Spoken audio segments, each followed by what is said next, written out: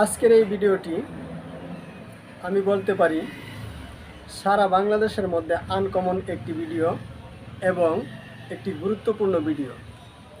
এই ভিডিওটি আপনি যদি দেখেন, আমি আপনার কাছ থেকে একটি কমেন্ট আশা করব, কারণ আমি যে বিষয়টার উপরে এই ভিডিওটা নিয়ে আসলাম, এই ভিডিওটিতে আপনার কমেন্টের উপর ভিত্তি করে আরও মানুষ জানতে পারবে যে আমার এই ভিডিওটার যে বিষয়বস্তু তার সাথে আপনি কতটুকু সামঞ্জস্যপূর্ণ আছেন বা আপনার কী মত প্রকাশ করলেন। তো শুরু করি মূল ভিডিওটা। এখনকার সময়ে একটা নতুন নিয়ম চালু হয়েছে, যেটা আগে ছিল না, বিশেষ করে পারিবারিক মামলার ক্ষেত্রে, পারিবারিক ডিক্রিজারি মামলার ক্ষেত্রে। যিনি ডিক্রিদার পক্ষ, আগে আমরা কি করতাম, এই ডিক্রিদার পক্ষের টাকা যারা নিয়োজিত অ্যাডভোকেট ছিলেন তারা উত্তোলন করতেন। যদি ওই টাকা সময়ের মধ্যে উত্তোলন না করতেন, পক্ষ না আসতো, তাহলে ওই টাকা ব্যাংকে চলে যেত। ব্যাংকে যাওয়ার পরে ওই টাকা অ্যাডভোকেট সাহেবের অ্যাকাউন্ট থেকে উত্তোলন করে তারপরে কিন্তু পক্ষরে দেওয়া হইতো। এখন এই জায়গাটাতে কি হয়েছে, যে ব্যক্তি নিজে ডিক্রিদার পক্ষ, সরাসরি ওনাকে একটা অ্যাকাউন্ট খোলার কথা বলতেছে এবং অনেকেই খুলছেও এবং অনেকেই নিতেছে। তো এটার হয়তো অনেকগুলো ভালো কারণ আছে, থাকতে পারে, কিন্তু আমি যে দুইটা কারণ দেখি, এই দুইটা কারণ কখনোই ভালো না। একজন মহিলা মানুষ, আমি এই ডিক্রিদার পক্ষকে অ্যাকাউন্ট খুলাইলাম, তার মানে কি, এই মহিলা তো আগে কখনোই ব্যাংকে যায় নাই। তারে অ্যাকাউন্ট খুলাইলাম মানে কি, আমি তারে ব্যাংকে পাঠাইলাম। ঠিক আছে কথাটা ভাইয়ার আমার? আগে কিন্তু উনি ব্যাংকে যান নাই। এখন আপনার হয়তো প্রশ্ন থাকতে পারে যে না, উকিল সাহেবরা টাকা নেয় গা, বা এই করে সেই করে ঠিকমতো টাকা পায় না, এই জন্য যে টাকাটা জমা দেয় সরাসরি ওই টাকাটা তার অ্যাকাউন্টে যাইব গা, সে তুলে নিতে পারবো। আসলে এটা আমরা ভাই বলি, কিন্তু আসলে এই বলাটা আর কাজটা বেশ কম আছে। আপনি ওই ডিক্রিদার পক্ষের নামে একটা অ্যাকাউন্ট খুলাইলেন, তো উনি ব্যাংকে গেল, যতবার উনি টাকা তুলবো ব্যাংকে যাইব।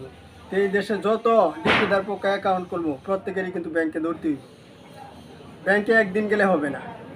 আপনি আজকে গিয়ে ব্যাংকে চেক জমা দিয়ে আইবেন, তারপরে আরেকদিন যাবেন টাকা আনার লাগিয়া, এটা কিন্তু একদিনে হবে না। আর যদি একদিনে হয় তাহলে সেই পদ্ধতিটা কি, যদি কারো জানা থাকে তাহলে বলবেন। এক, দুই, এই ডিক্রিদার পক্ষ যখন সে চেকটা নিবে, তখন অ্যাডভোকেট সাহেব তো যাবে না চেক আনার জন্য। কে যাবে? ডিক্রিদার পক্ষ স্বয়ং যাবে। তাহলে আপনি আগে একবার দরখাস্ত দেওয়ার জন্য ডিক্রিদার পক্ষকে আনলেন, এক। দুই, চেক নেওয়ার আগে পেমেন্ট অর্ডার দাখিলের জন্য ডিক্রিদার পক্ষকে আনলেন, 2 দিন। 3 নাম্বার, চেক নেওয়ার জন্য একদিন আনলেন, 3 দিন। এই চেকটা জমা দেওয়ার জন্য একদিন গেল ব্যাংকে, কয়দিন হলো? 4 দিন। এই টাকাটা উত্তোলন করে আনার জন্য ওই ডিক্রিদার পক্ষ আবার যাবে আরও একদিন ব্যাংকে। তাহলে কয়দিন হলো? 5 দিন। এই 5 দিন কে ঘুরাইলো? শুধু এই সিস্টেমের কারণে। এখন আসেন, 5 দিন যদি একটা লোক এক জায়গায় আসা যাওয়া করে, কত টাকা খরচ হয়? এটা আমার একটা সিম্পল একটা প্রশ্ন। তারপরে 5 দিনেই যে হয়ে যাবে এমনটা কিন্তু নয়, এখানে আরও বিষয়বস্তু আছে। যাই হোক, সেগুলি অল্প সময়ে বোঝানো সম্ভব নয়, যারা এর সাথে সম্পৃক্ত তারা খুব ভালো জানেন। এই যে 5 দিন ঘুরলো মহিলা, এর জন্য আসলে এই সিস্টেমটা কি আসলে যুক্তিযুক্ত, ফলপ্রসূ হবে? আমি মনে করি এটা ফলপ্রসূ হবে না, কারণ হওয়ার এটাতে কোনো যুক্তি নেই।